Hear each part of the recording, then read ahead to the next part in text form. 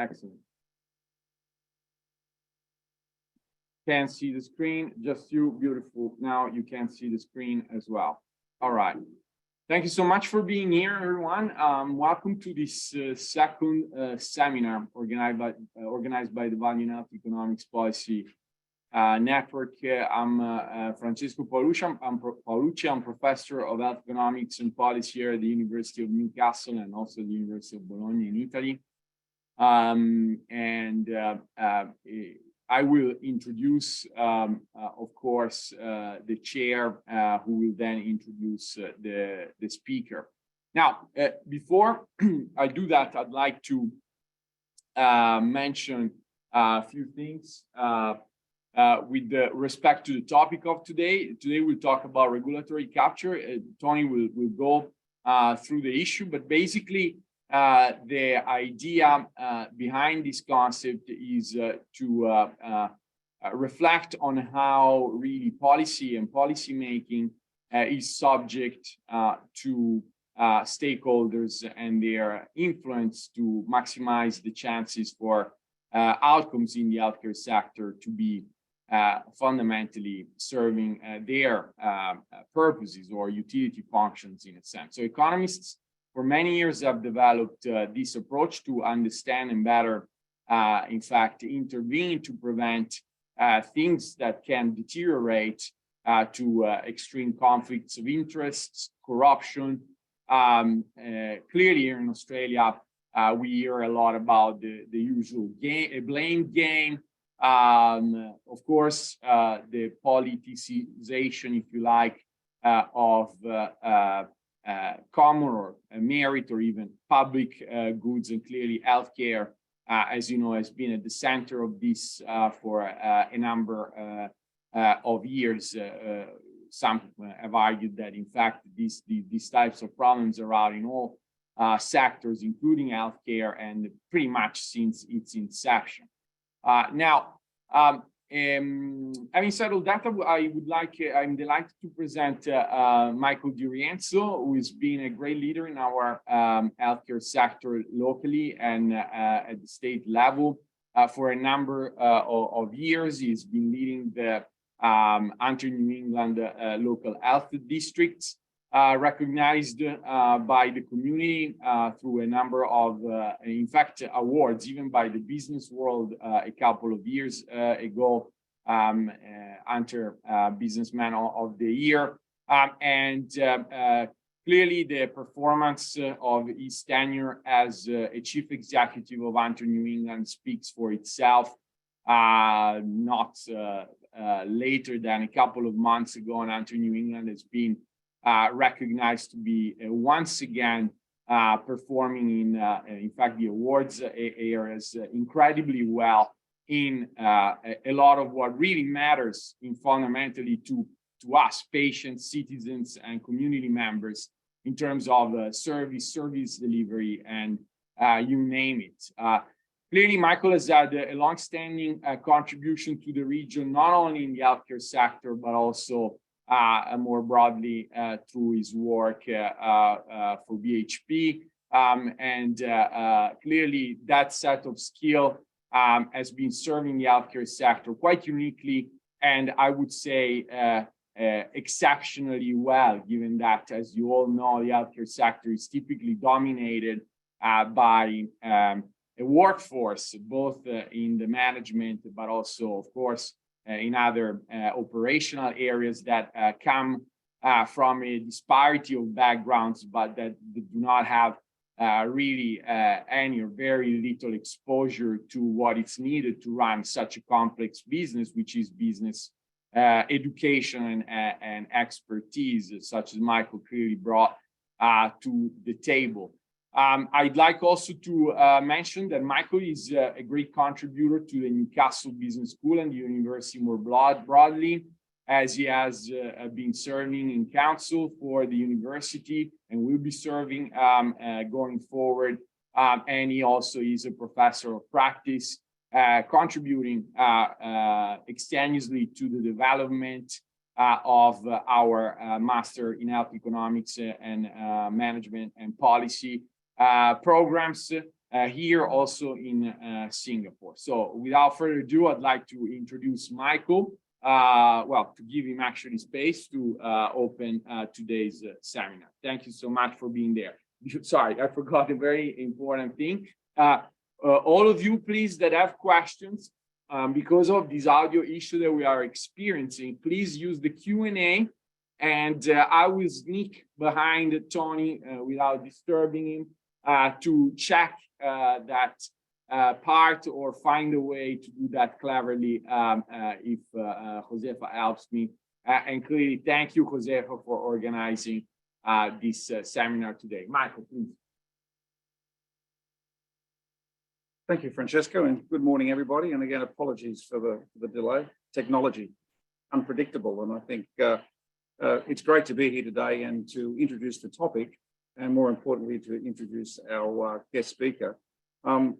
As we know, and as Francesco has mentioned, regulatory capture, and really the impact of regulation on the health industry is fundamental. And I think as we move forward in a much more uncertain and a fairly volatile area of health, where the demands are getting greater and expectations from our community are getting greater, there will be more of a regulatory capture. And again, we need to make sure that the services that we do provide across Australia or anywhere in the world is as safe as possible services to our patients and our communities. Given that we're sort of running a little bit off time, you could say, and Tony has an excellent presentation, and we really need Tony to give us his time, I'll quickly go through Dr. Tony Brown, who is currently here at the Newcastle Business School as a senior lecturer, formerly the conjoint fellow, University of Newcastle School of Medicine and Public Health. He holds a PhD in law from the University of Newcastle. And again, Tony has gained significant policy and research experience in working in key areas in the Commonwealth, Treasury and the Department of Industrial Relations in Canberra during the 1980s. And again, I think he's overseen some rapid transformations in health and in law reforms as well.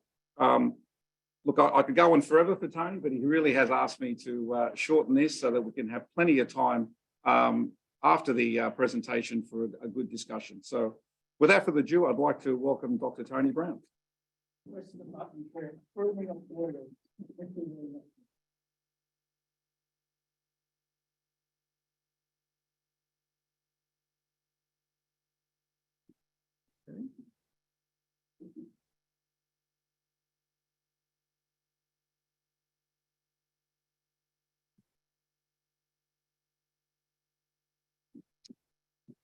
Well, good morning, everyone from Newcastle, and thank you all the people on the line who have joined this presentation. I'd also like to thank Michael in terms of the introduction, which I requested him to make it brief, so we can try and make up some time. I apologise for the technological issues, but what I'll try and do is go through my slides in a short period of time, but please, if you have any questions, put that through, as Francesco said, through the Q&A process. So I'd like to pay our traditional respects to the traditional owners of the land, which are the Awabakal and the Warramai people. And I quickly show a very historical painting, one of the first Western pictures of an Aboriginal tribe when the white people settled or took the land off our Aboriginal communities. But this is actually not far from the place where we meet here at New Space at the University of Newcastle. So the approximate location of that very famous painting is where we meet today. During my research for a long period of time, I became very attracted to a saying by Proust that the voyage of discovery lies not in seeking new vistas, but having a new set of eyes. And embarking and completed my PhD journey has really brought home that message. And I use the descriptor of regulatory capture as a really good way to look at the regulations in various industries, but to see how it really, what makes it tick. And I like that fascinating word, incoherency. So what does incoherency mean? In very simple terms, incoherency is something that doesn't make sense. that there's no rational solid boundary. But through the development and enhancement of the concept of regulatory capture, I think it provides a really good example to find out why is there so much disparity in various policies. And just as to contextualise this issue, in 2008, Newcastle had the highest rates of alcohol-related assaults in New South Wales. We were a violent hotspot. We had the highest rate of assaults on police officers and drink driving changes. Now, I led and represented a community group, and the police were also involved in a major court case where they introduced some historic interventions in terms of reducing late trading hours from 5 a.m. to 3 a.m. and put controls on high-strength drinks. Now, very quickly, as a result of that intervention, up from 2008 to 2017, we saw a 72% reduction in weekend night assaults and an actual doubling in the number of smaller licensed premises, such as restaurants and small bars. Now, as we're giving this presentation right now, due to what I believe is a very strong influence of the alcohol lobby, they had an 18-month trial of the Newcastle conditions. During that trial period, it extended late trading hours and the sale of high-strength intoxicating drinks. They've just released the report of that trial in the last week or so. And what that showed, because of the relaxation of those regulatory controls, there was over a 60% increase in the number of assaults, a similar increase in the number of drink driving charges. But at the same time, that was hailed by the industry and the government as an outstanding success. So that brief demonstration just demonstrates, I believe, so succinctly and sharply in terms of what incoherencies are. So the thrust of my presentation is saying by adopting this set of lens of regulatory capture, we can make a lot of sense of why these apparent inconsistencies or incoherencies occur. So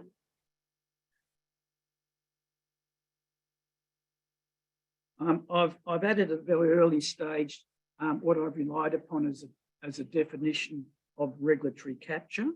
And fundamentally, as Francesco has outlined earlier, it's really a process where those who are being regulated, whether it be in the health sector, the environmental sector, the corporate affairs sector, that the regulatees exhibit excessive overdue influence on the decision makers, the elected decision makers.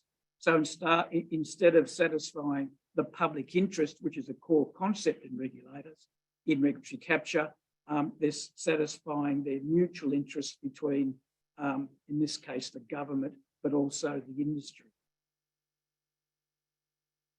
And I just want to divert for 1 second to say that whilst my research was based on unhealthy commodity industries, in particular the New South Wales alcohol industry, the concept of regulatory capture has been around for a very long time. It's been adopted, but I've just put on the slide, as you can hopefully see, that there's a whole range of areas within the health sector where regulatory capture could be a good explanatory tool in terms of saying, well, why are we not receiving efficient and effective optimal types of outcomes?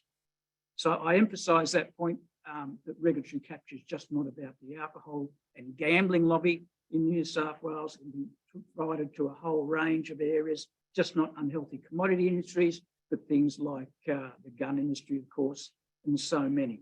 But for those people with a strong health background, hopefully you might think about some of these areas where there could be potentially the presence of capture, which is resulting in less than optimal outcomes, which is resulting in a detraction from the public interest being health being a public good in economic terms.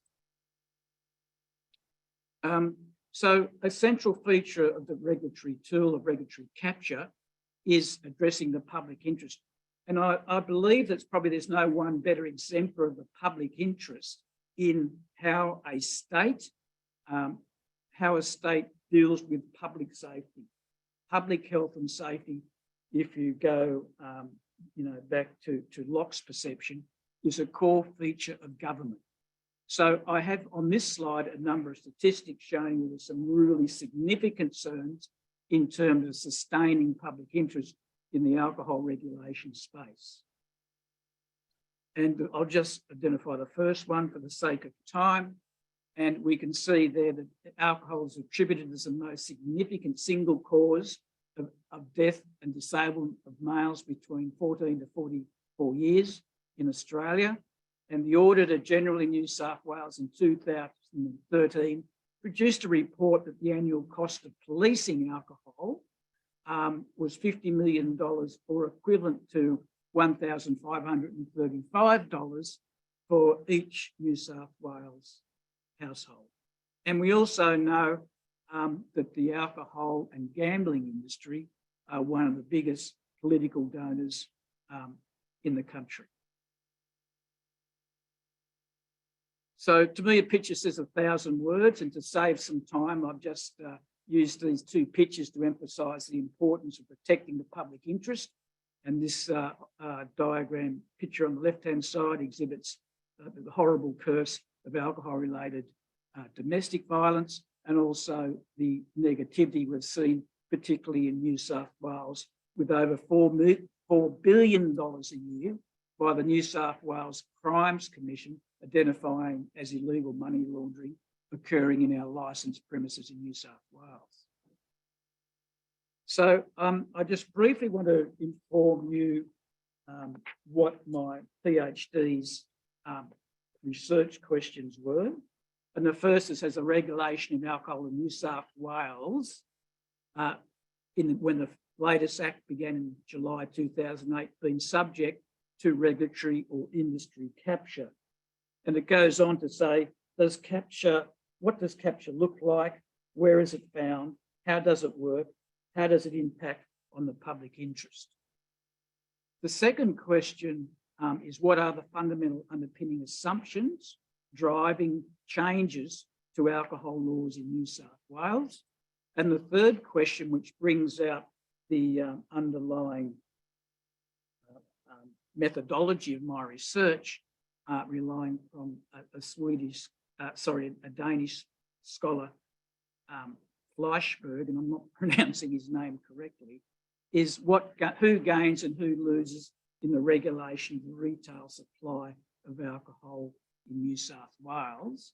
And importantly, my research is normative research, unlike, for example, the epidemiology research that my colleagues do undertake, and which I've relied upon in my research. This question about regulatory capture inherently involves normative value judgments about what actually is the public interest. So I don't run away from that in terms of my thesis. It's a crucial feature of the concept of regulatory capture. So the next slide, and I'll zoom through this quite quickly, summarises my research, which is full-time over 5 years at the University of Newcastle. And I must acknowledge the scholarship I obtained from the university and also the Commonwealth Government. And it really assisted me making a novel contribution to academic publications and understanding. So my thesis was by publications. I can just move Francesco's name laid out. I'm sorry about that. I humbly apologise, Francesco. So the theoretical background, as what's emerging more in PhD work in the law field, is it was a blend of a number of disciplines of regulation, political and governance theory, and a very strong injection of public health research in terms of what are the most optimal harm prevention and minimisation regulatory interventions. So the legal focus of my research was on the New South Wales alcohol laws, and embedded with that are the questions of governance, probity and integrity when you're talking about undue industry influence. The methodology I found, which was greatly assisted by my PhD supervisor, which I really acknowledge, Professor John Anderson, was this frenetic knowledge approach. So what I briefly want to touch upon is the value of the methodology of frenetic inquiry. And frenetic knowledge provides a moral or ethical framework to align epistemic knowledge, including public health information, along with normative considerations of what may be reasonably regarded as just, right, or both. And the main form of data, not the total form, but the main form of data I relied upon was a narrative analysis of public available documents relating to the changes to the legal regulatory framework of alcohol in New South Wales. And that included, for example, second reading speeches, comments and reports by the industry, community stakeholders, doctors, and so forth. That's just a tip of the iceberg in terms of the data I analysed, the narratives I analysed. So power was also a very critical feature of my thesis. And broadly, I've summarised in this slide some different directions of focus of power. First of all, what I found very useful was Barry Hendis's book, which goes through Western modern political thought. And that was a very help. But Hindis finds power as a force. The second one, which is recognised more often in the public health literature in this area, is, for example, Luke's Three Faces of Power, but also Ramsky's concept of hegemony. Power and legitimacy arose from Locke's social contract theory, where Locke recognised that the sovereign, the leader, or our modern governments risk usurpation and corruption. And he also emphasised the importance of our sovereigns looking after the commonwealth, to be looking at the questions of what is public versus private interest and the importance of separation of powers. I also addressed in a smaller way in my thesis. But finally, what I also found of use, and again, researchers in this field in public health are looking also at Foucault in terms of his conceptions of micro-power, discipline, normalising, and networks.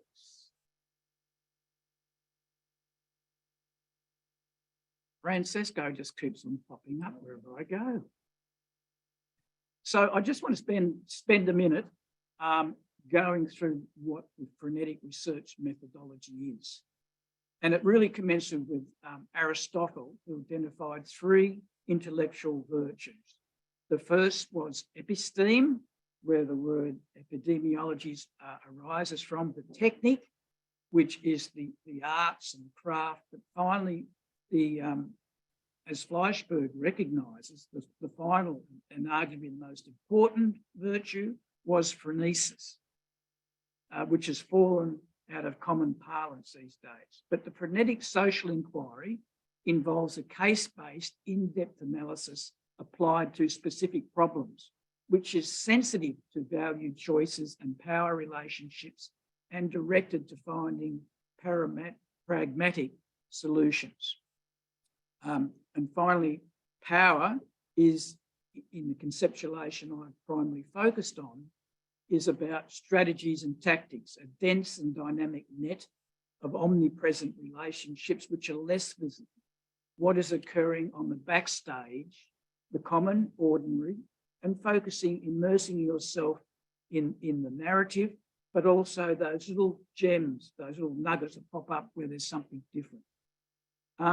This methodology focuses on the modus operandi of power and the distinction between formal politics and that of real politics.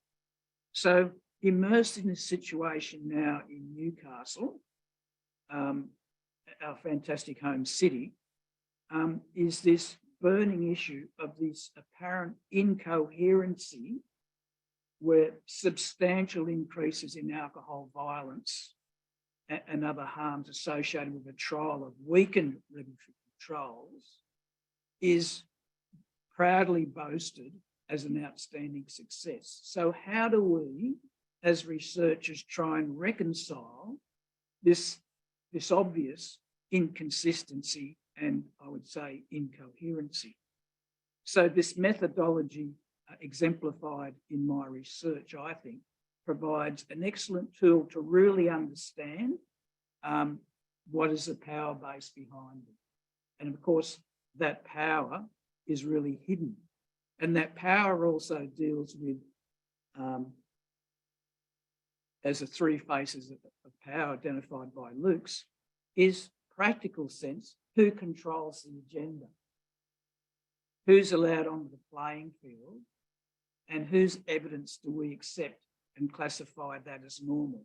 Now, in Newcastle and New South Wales, in the alcohol regulation space, it's like a parallel universe. And if those of you who used to follow Superman remember his planet of kryptonite, which is actually a square planet, that things are in reverse. So we've got that situation now occurring in this city in terms of the power behind the process of regulating alcohol. And we're seeing it as New South Wales in an election mode. We're seeing the power exemplified on our TV screens most nights in terms of the conflict between two opposing political parties about what are they going to do about the regulation of poker machines in New South Wales. So these issues are burning issues. They are alive and well. And what I have attempted to do is try to put that in an objective academic context so that can help further researchers as an extra tool in their bag of tricks in terms of better understanding and, importantly, from a reformist perspective, addressing these concerns and how we go about doing them. And a great slide, synchronisation there, because one of the important outcomes in the medical terminology, one of the side effects of capture, I don't think which is recognised as much in the work about corporate political activity, which is very important in this space, is that capture has three inevitable consequences. The first is it undermines the rule of law. It's a really important consideration, this concept of capture as a determinant of health. Now, we have the social determinations of health. We have outstanding work being done by my colleagues in terms of the commercial determinants of health. And I humbly believe that this type of area of my research makes some significant contributions to the concept of the legal determinants of health. So the first thing is the outcomes, the presence of regulatory capture undermines the rule of law, undermines our democratic process, where our elected decision makers are making decisions based on the level of donations they receive. And there's some great research done in that space by a great colleague of mine, Professor Kip Kippery, Professor Peter Mills, and other great researchers. But it really does address the questions of the rule of law, our democratic process, and how our society regards issues such as integrity and transparency. So that's an inherent side effect of the presence of regulatory capture. Now, this slide here really summarises the regulatory capture test. And I obtained this through extensive reading of regulatory theory, but also in terms of what was happening, the practice during the period of my research. So there are three key elements to the capture test. The first must be the presence of connected conduct between the regulator and the regulatee. There must be, in the legal terms of mens rea, a guilty mind. There must be a deliberate attempt to engage in what may be a form of quid pro quo corruption recognised by the High Court. So It's an exchange, not necessarily an immediate exchange, an exchange of favours, whether they be donations, whether they be jobs for the boys and girls, whether they be new positions or whatever. There has to be that connection. There has to be an intent for that connection, and there's got to be a motivation and some form of reciprocation of favours between those two parties. And that reciprocation of favours has to be deemed as inconsistent with the public interest considerations, which one researcher, Walton, summarises as mainly focusing on procedural and substantive outcomes. So this is where, in terms of public interest, we should not run away from, respectfully as researchers, the concept of saying, well, is it really in the public interest of all Newcastle citizens or all Novocastrians that we tolerate, not only do we tolerate, not only do we accept, but we boast of the situation that 18-month trials led to 60% increase in alcohol violence. And I find that concept that we should be doing that, and I must express my personal opinion, as untasteful. The third leg of this important tripod of the test of capture we've derived is a temporal link. It can't be a one-off occurrence. We have to demonstrate that it occurs over a period of time. And to use the ICV, the Independent Commission Against Corruption, there's got to be an environment conducive, a regulatory, political, democratic type of environment conducive to these connections between the regulator and the regulatee. Now, of course, what that also demonstrably is evident is that the presence of regulatory capture can only occur in a situation of a failure of our governance processes. So there are a number of constitutional, legal safeguards and public policies to address some of those risks, and there's been a failure. And the ICAC recognises the two most significant factors defining between what is accepted industry influence on our political making process to what is not acceptable, what is deemed as undue influence, is the presence or the lack of transparency, and second, impartiality. So whether we're looking at the regulation of unhealthy commodities, whether we're looking at that broad range of different health functions, you know, if there's means to be some economic area, some lack of efficiency, something disturbing, it's also signalling to us that let's go back and look at those levels. What's the level of transparency and so forth? Now, this is another integral representation contained within my thesis. Came up with the concept of the New South Wales, I've developed the concept of the alcohol regulatory change. And this again focuses on that important new area of the legal determinants of health. So this is where capture is concentrated in my number of case studies I undertook in the New South Wales system.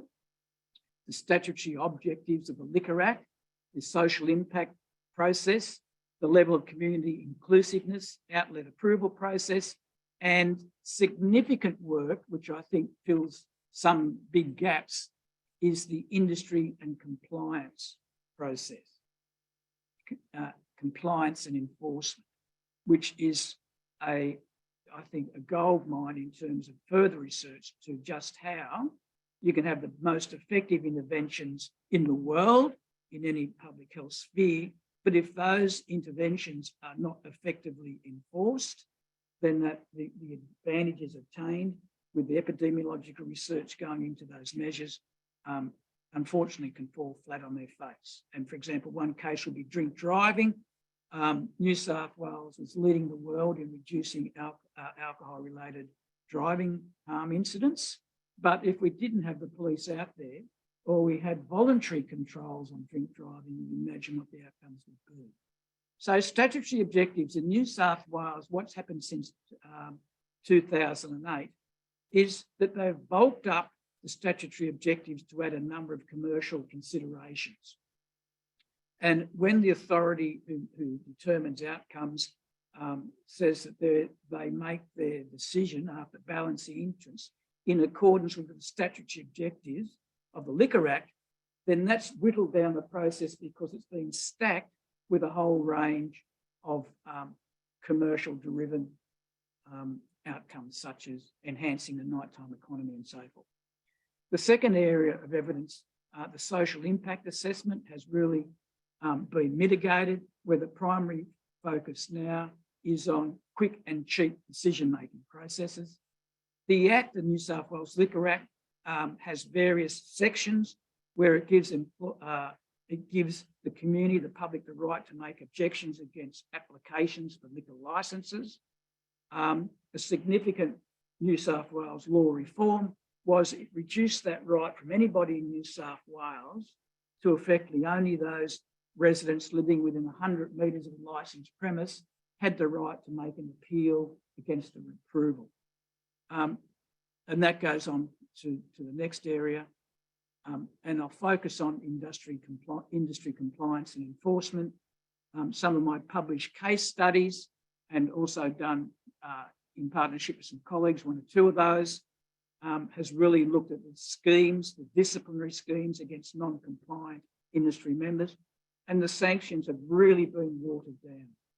Now, I just want to mention, and I know the time I'm speeding up, Francesco, is community inclusiveness.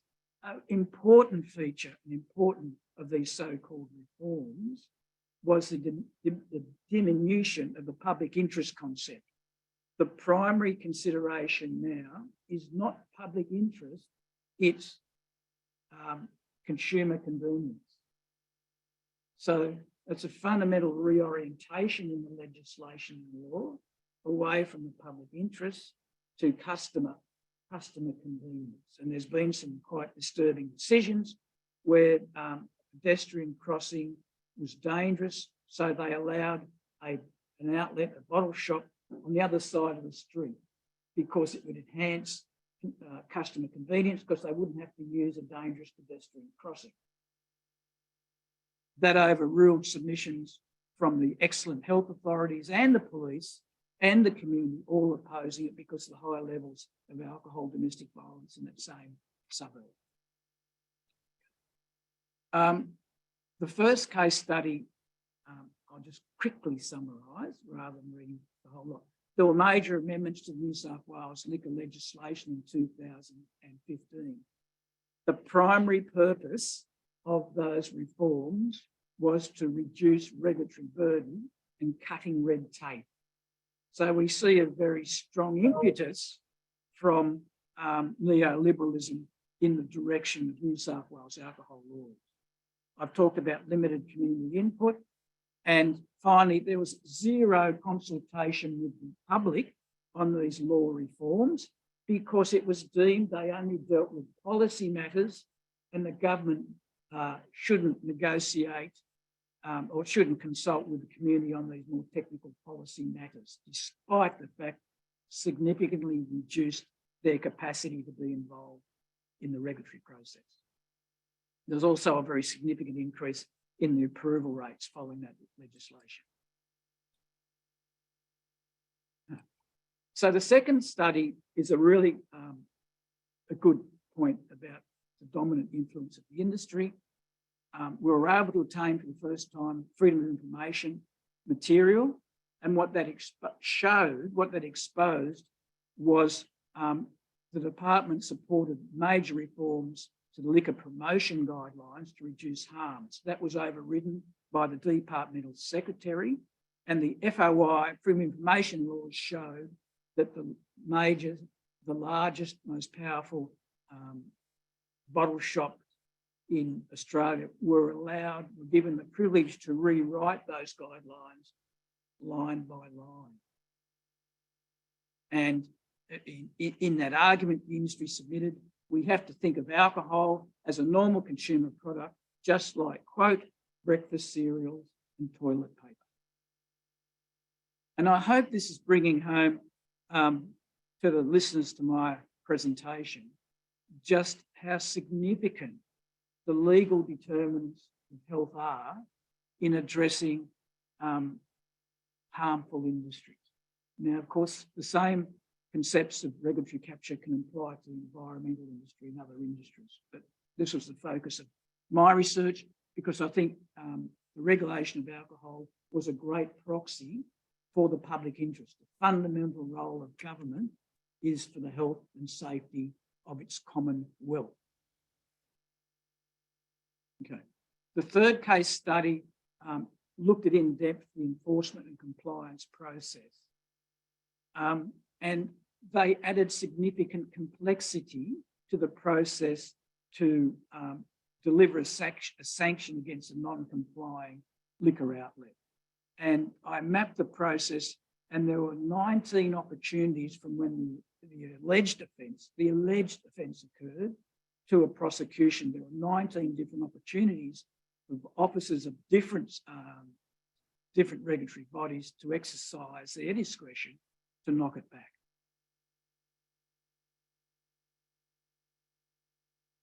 And the fourth case study is on 2021.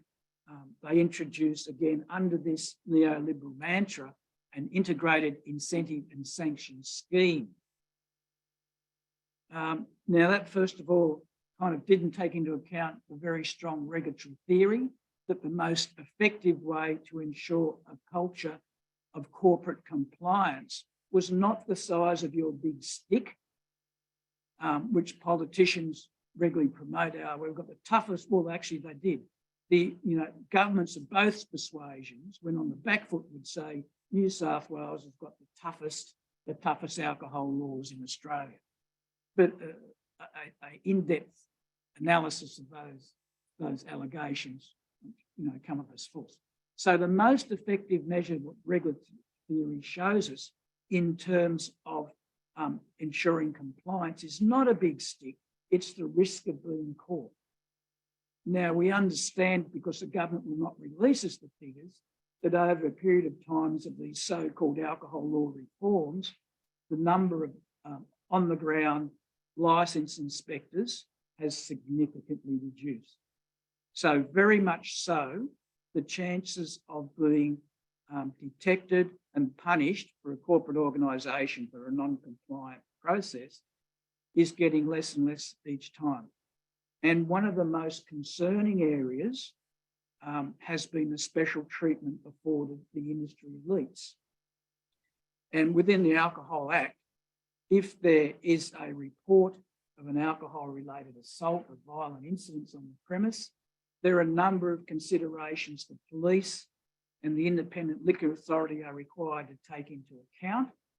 And for the largest premises, they can claim that their size and number of patrons attending those venues with the assault was only a relatively small proportion of the total number of attendees. So they won't be issued an infringement notice.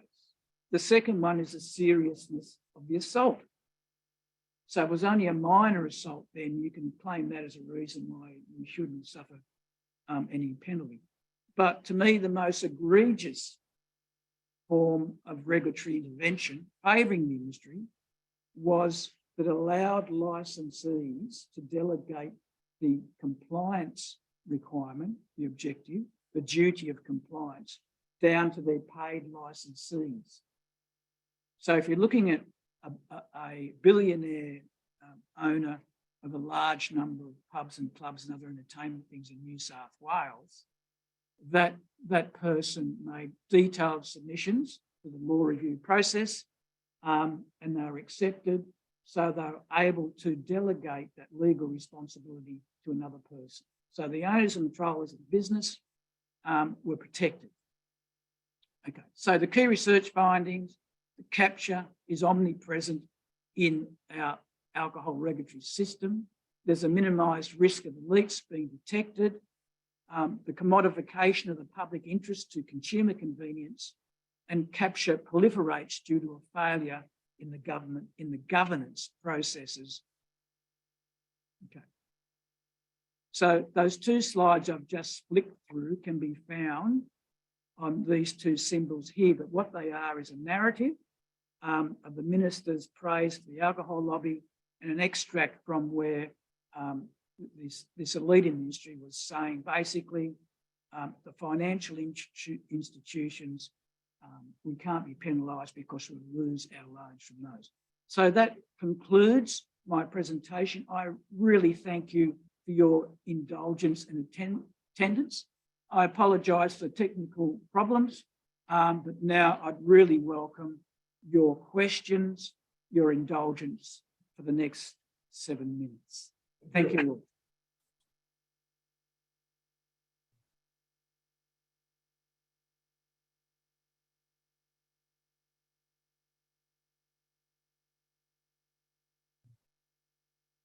So the people online can lodge their questions. Yes, Can I got them. So thank you, everyone. And thank you, Tony, in particular. Very excellent presentation. Absolutely fascinating topic and great research. Would like to ask you, I'll be the voice of Alfonso Johan. Sorry for the mispronunciation, but the question fundamentally is, can you mention the sources that you use to state, consider public interest as procedural and substantive outcome? Look, I'm happy to communicate that through you if you send me an email. I recall there was one Australian researcher, I think by the name of Walton, but I'll be more than pleased to provide you with those references. But it's a difficult issue. There's no one specific issue of the public interest, and I go back to Locke's conception in the second treatise about the fundamental priority for the sovereign who's been invested, endorsed by the Commonwealth, is to look after those basic Maslow's hierarchy of needs, if you like, for the communities of safety and defence. So please, I welcome your email, which is on the screen, my email address, and I'm more than pleased to share those references with you. Thank you. Of course, Alfonso, if you want to follow up, you're welcome to write in the chat. Well, now you have a compliment from Lorraine Cherney. You might know her or not. Fascinating case study and insights here, Tony. I'd love to say I'm shocked. John Anderson, professor and supervisor, he's asking you, in making normative value judgments, how do you account, if at all, for commercial, political, and sectional influences in determining what is actually in the public interest? Well, thanks for asking the most difficult question, John. I had to speed through that diagram, which shows you the three legs of what is regulatory capture. And the process required me to trawl through, a very large amount of material, second reading speeches, submissions, media reports, going through those 4 major reform stage processes. And at the end of the day, what is in the public interest boils down to a normative consideration. But part of that also, in terms of process, looks what steps did the government and the industry follow to derive those new interventions or new regulations. And quite common to those was, and I gave some examples in my presentation, a distinct lack of transparency. In fact, for one major change, government deemed it wasn't necessary at all to consult. And the second one was, the lack of impartiality. And there's probably no better and stark example of that is in their own town here of Newcastle, where they recently identified, the ones with the power identified, that having a 60% increase in assaults and drink driving charges was deemed a success, an intervention. So it really brings home the concepts of Luke's and other researchers on power, the importance of it and how power is disguised behind the stage and how the narrative, this critical narrative, is changed to create a parallel universe, which we still have, and that cryptonatic process. Great. Kenny Shelswell. Could regulatory capture be viewed as just one of a number of non-optimal functions, or is it better viewed as corruption? And then, does the revolving door play a part in New South Wales alcohol regulatory capture? Good question. Thanks for that, Kenny. Look, I emphasise that in cases of undue influence, in cases where there's that reciprocation of, in a very crude sense, cash for favours between the industry and our elected politicians, that it's in my view that, and it's been hinted by the High Court of Australia, that should be recognised as an important form of corruption. And I believe, if it was adopted nationally, we've got to understand this whole process has to be national, that regulatory capture should become recognised, as it already has by the High Court, as a form of corruption. And we know we've got the new Federal Anti-Corruption Commission. Sorry, what was the other question from Kenny? Does the revolving door play a part in New South Wales alcohol regulatory capture? I've provided example in my published articles, for example, where the revolving door has been obvious. But second, I want to acknowledge another area of research, related research of corporate political activity, and those involved in the alcohol and harmful industries type of space have done ongoing fantastic work. And there are different forms of corporate political activity. But I think regulatory capture is so stark and so significant. And finally, it's more recognised by ordinary people on the street, concept of regulatory capture, rather than me discussing with them unhealthy commodity industries and the corporate political activity. So I think it's also important, and I say this most respectfully, that we use a dialogue, which is better understood by the ordinary members of the public, because they're the ones who vote and can influence government. Okay, I have a question myself. Do you guys have questions or comments? Okay, sorry. All right, sorry. Hi, Dr. Brown from Matilda. Our stats, Matilda McIntosh. Hi, Dr. Brown. Our stats collected, as well as the assaults, drink driving charges associated with alcohol intake, for incidents of FASD. Fetal alcohol spectrum disorders. The Bureau of Crime Statistic and Research in New South Wales collect all the police data on alcohol-related incidents which are reported. And we know, for example, in domestic violence cases, around or less than 25% incidents are reported. In terms of FASD, I've done a lot of work in this area for some time, not publications though. And it's a horrendous issue, as you know, fetal alcohol spectrum disorders, with up to 5% of births being permanently affected by FASD. The police also have what's called linking data, which they don't make public, and there's less and less disclosure of this harmful data now, which is no coincidence. But the police data links where there's been a reported alcohol-related incident, 90% occurring on the streets, where the person last drank, they can take that back to the venue and say, we're getting this intelligence that a lot of drink driving charges are coming from your venue and there's no responsible service of alcohol. But please, if you've got any more questions, and thank you for the great questions, email me to that address on the screen. I'm happy to discuss that with you further. And I really work on those other researchers who are attending to contact me for any collaborative research opportunities. I'd really welcome that to work with fantastic guys, non-gender specific reference, who are doing great work, admirable work, and I compliment all the researchers in the space. Thank you. Sorry, Tony, you concluded too quickly. I have two questions for you Okay, myself. I'm getting a bit punch drunk here. Sorry, I shouldn't use those terms. The first question is in the regulatory capture framework. I guess there are different degrees you could imagine, and in some, and we can talk about healthcare or other industries, you could sometimes detect signals that might suggest very extreme forms of capture. In fact, some economists have alluded to, in fact, a regulatory takeover, right?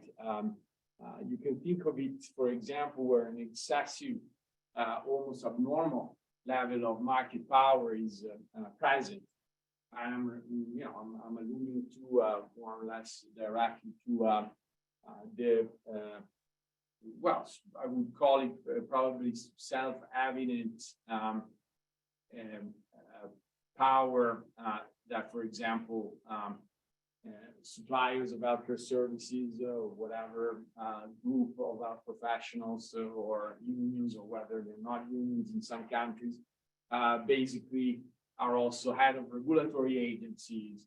And in fact, even most frequently, I think globally, apart from very few exceptions that I can't think of, so there must have been really seldom, they really are also taking up ministerial appointments of, obviously, presidents of doctors associations, ex-presidents, and so on.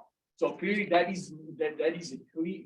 There seems to be a clear link, but there is smoke. But where is the fire, right?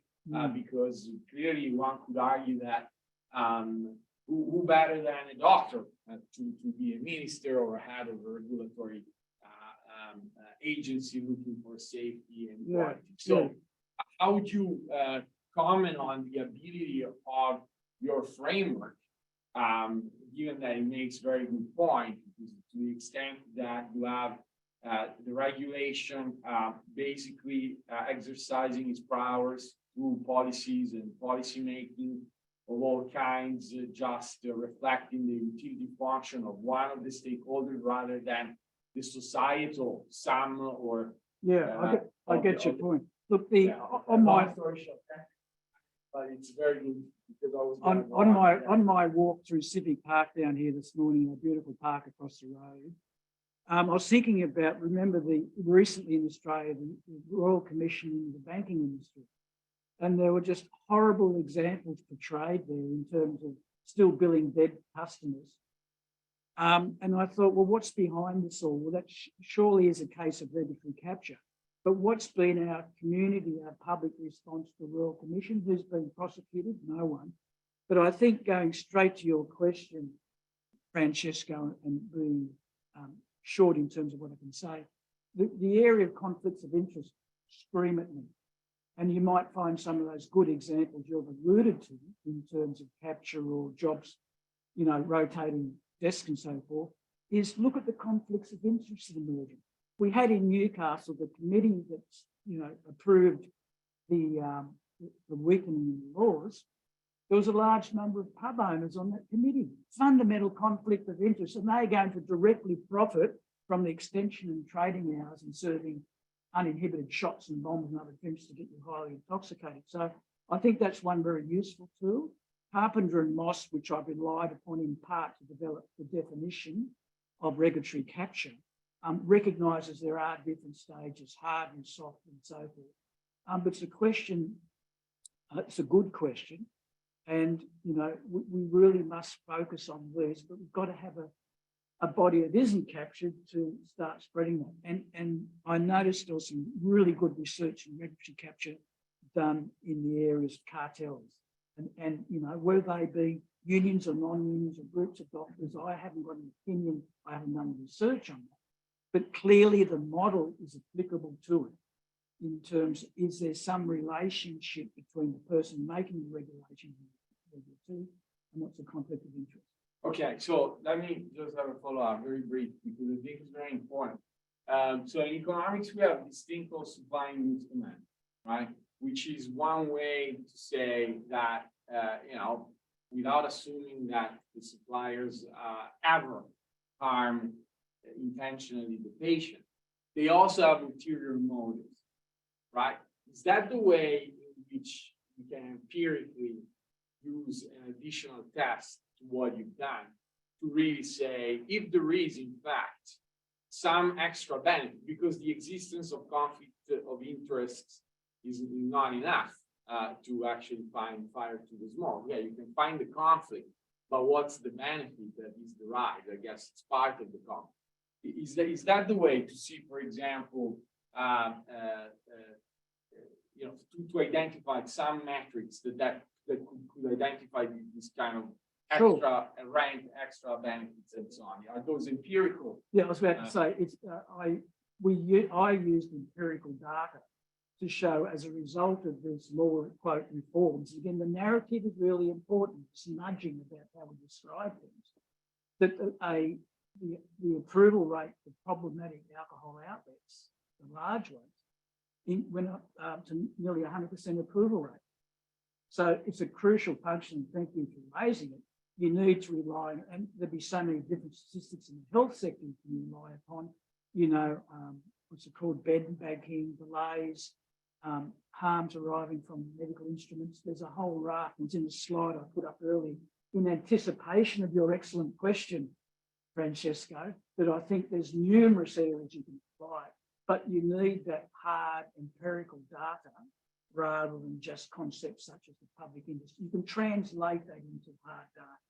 The number of assaults occurring in Newcastle, the number of drink driving charges, how long are people having to wait, and the HSU, and again, I'm not supporting the HSU, I haven't read their data properly, but they are claiming, for example, and VMOs do a fantastic job. I've got friends who are VMOs, but the rate of pay for them in New South Wales is substantially higher than the other states. Now, that's enough to say, let's look at that, but in no way does it, immediately say that's capture. Beautiful. I think that was an excellent point. So everybody in the healthcare sector, watch out. Tony Brown is off the leash looking for any evidence of regulatory capture. Very important to have an equitable and transparent system, and most important, to make the best use of our scarce resources in all areas, not only healthcare. So thanks for the wonderful contribution. I'm gonna just go through here. I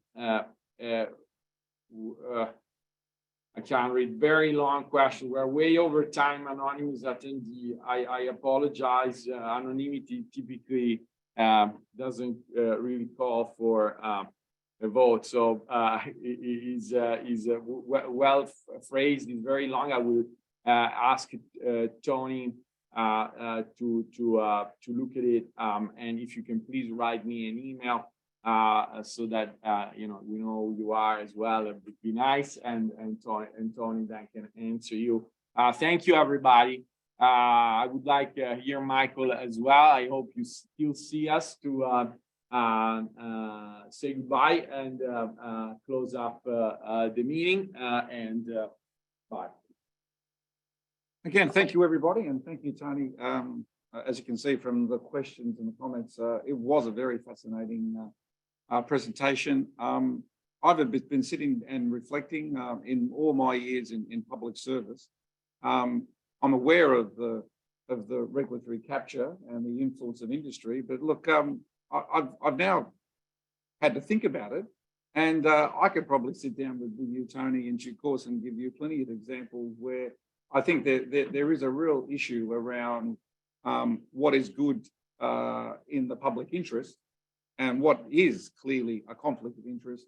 And then again, I did like the way you picked up that a lot of the regulation today is moving into this definition of consumer convenience, or more about is what is perceived to be what consumers wish from their governments and from regulatory bodies. So again, I thank you. And I think a lot of people today will be reflecting about what they can do. How can they actually influence some of the behaviour that goes towards making sure that we have good, genuine governance across all of our legal and compliance frameworks. And look, just to finish off, I think your research on alcohol, its effects and the regulatory is great. Keep it up. In my influence there is I was part also of the lockdown legislation here in Newcastle, where as a health service, we looked at the public health issue of alcohol, which was around initially first the public health and the effect on health, but then also, as you pointed out clearly, the social impact of alcohol, which is the behaviour aspects, which leads to assaults and so on. Impact socially and then impact on the health system, because our emergency departments were being overutilised for, health issues that could be avoided if we all work together in that particular field. And look, to be honest, I'm also disappointed to see that those regulations that we trialled for many years in Newcastle around lockdowns and actually restricting people's movements when they were under the influence of alcohol have in some cases been reversed because of, again, clearly now having listened to you, this issue of consumer convenience rather than the public safety and public good. So I thank you very much, Tony. It's been a very interesting, and it's opened up my eyes into, I think there's more we can all do. So thank you all. And again, apologies for the little bit of delay, but well worth it. Thank you very much.